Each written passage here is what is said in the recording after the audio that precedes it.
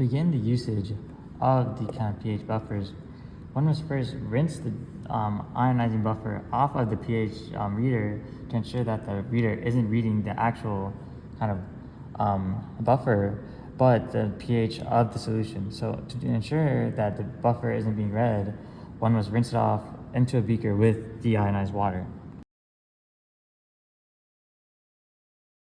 Then one will stir the pH nodule into the first buffer solution to ensure that we get to ensure that the reading is correct, and we will compare kind of the listed buffer with the reading covered from the nodule. One must also ensure to not touch the walls of the beaker to ensure correct results. Also make sure to wash the nodule after each usage of the buffer to ensure that no cross-contamination is affecting the pH, and to ensure that each pH reading is correct for each buffer solution. And this will also be the same case for the actual solution. After sticking the pH nodule into the pH buffer and rinsing off to ensure that the readings are correct, one will stick the nodule into the actual pH solution and use the numbers displayed on the screen to determine the pH of the solution.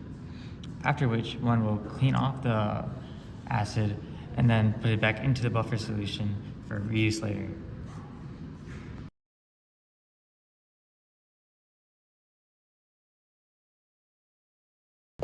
After the lab, one must clean up all of the surrounding areas, including rinsing off the beakers, drying the beakers, and rinsing and drying off kind of the pH solution and placing it in the buffer, as well as any used articles.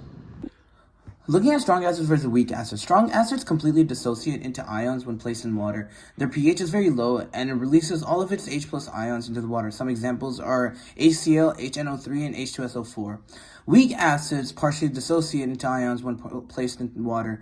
pH ranges from 3 to 5, releases some of its H+ ions. Some examples are HCN, H2S, and H2CO3. A buffer solution is a solution that can resist changes in pH when an acid or base is added. Consists of a weak conjugate acid-base pair, meaning that it could be a weak acid and its conjugate base, or a weak base and its conjugate acid. Both an acid and a base being present allows for them to neutralize additions of acids and bases to the solution.